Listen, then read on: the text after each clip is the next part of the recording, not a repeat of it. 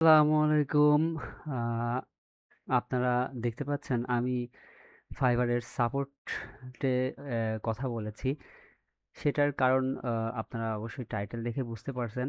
সেটা হচ্ছে এই অ্যাকাউন্টটা আমার আমি আসলে ফাইবার নিয়ে আমি অনেক রকম এক্সপেরিমেন্ট করি। আ তো এই অ্যাকাউন্টটা আমি ক্রিয়েট করছিলাম ইউএস এর আপনার হচ্ছে একটা ফোন নাম্বার দিয়ে। আর ইমেল তো নরমালি যেটা সেটা দিয়ে করলেই হয়। মানে আমি এটা টার্গেট করছিলাম ইউএস এর একটা অ্যাকাউন্ট ক্রিয়েট করার। তো যাই হোক সেটা আমি একটু ভুল করে ফেলছিলাম। আমি ইউএস এর নাম্বার দিয়ে তো ক্রিয়েট করছি। ইউএস এর একটা আইপি পেইড আইপি ইউজ করে আপনার হচ্ছে ব্রাউজারটা ইউএস এর লোকেশন করে আবার আপনার হচ্ছে এম ইউএস এর একটা ফোন নাম্বার দিয়ে ওটিপি ভেরিফিকেশন করে আমি মানে সব রকম কাজটাই আমি করছিলাম। আর আমি এই অ্যাকাউন্টে আমার অর্ডারও চলে আসছিল যেটা আপনারা হয়তো বিশ্বাস করবেন কিনা জানি না। আমিও অনেক অ্যাকাউন্ট এরকম ক্রিয়েট করে ১ম অবস্থায় অর্ডার পাই নাই। বাট আমার এই অর্ডার এখানে কিন্তু আমি ১ম আ এ মানে অ্যাকাউন্ট ক্রিয়েট করার পরে একটা অর্ডার আমি অ মানে ন্যাচারালি পাইছিলাম। আবার আমাকে মানে রিভিউও দিয়েছে আমাকে এই ক্লায়েন্টটা। আপনারা এই যে দেখতে পাচ্ছেন এই অ এটা আমি কমপ্লিট করছি অবশ্য অ্যা অনেক আগে। তো যাই হোক এই গিগটাতে আমার অটোমেটিক অর্ডারও আসছিল। আমি ব্যাকলিংকের কাজ করি। আমাকে ক্লায়েন্ট রিভিউও দিছিল। এনআইডি যে ভেরিফিকেশনের যে বিষয়টা সেটা আমাকে মানে অপশনটা দিছিল যে ১৫ দিনের মধ্যে আমাকে এনআইডি ভেরিফিকেশন করতে হবে। তো আমি এনআইডিটা ভেরিফিকেশন আ করার জন্য সাবমিট করব। কিন্তু এটা তো আমাকে ফোন দিয়ে করতে হবে। তো ফোনের লোকেশনটা আবার আমার বাংলাদেশের আইপি হয়ে গেছিল। যখন আমি এনআইডিটা মানে সাবমিট করি।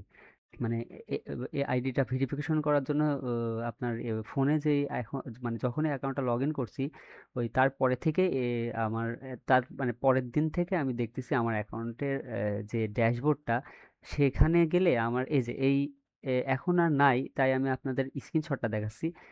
দেখেন মানে আমাকে এই ভায়োলেশনটা আমি মানে বুঝতে পারছিলাম যে ওই লোকেশনের কারণে আরকি হইছে।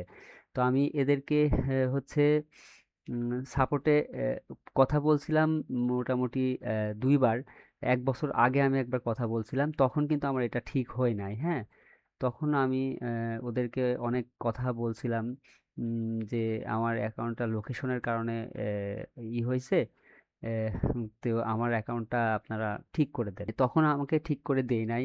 তো আমি এক পর্যায়ে যেয়ে অ্যাকাউন্টটাকে ঢুকাই বন্ধ করে দিয়েছিলাম।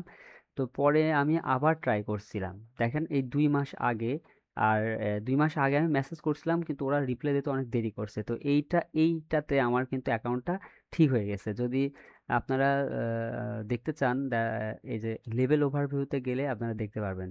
দেখেন এখন কিন্তু আমার এখানে ওই ফ্ল্যাগের যে ওটা আর নাই। তো এইটাতে আপনার যে কনভারসেশনটা হইছে এইটা আপনারা যদি দেখেন তাহলে বুঝতে পারবেন যে মূলত কিভাবে পরে আমি এই অ্যাকাউন্টটা ঠিক করলাম।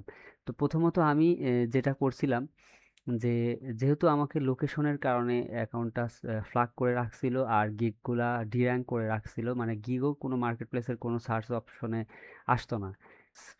ফাইবারের যে সার্চ অপশন সেখানে আমি আমার গিগটা কোনোভাবেই র্যাঙ্ক করতো না বা আসতো না।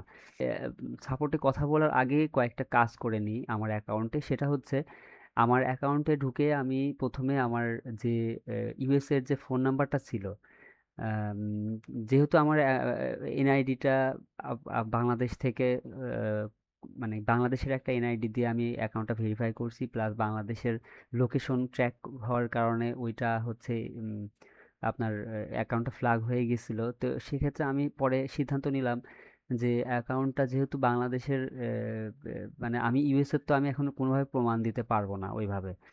তো আমি সেই কারণে করলাম কি অ্যাকাউন্টের ১ম এ ঢুকে নাম্বারটা পরিবর্তন করে ফেললাম। পরিবর্তন করে বাংলাদেশের একটা নাম্বার দিয়ে দিলাম।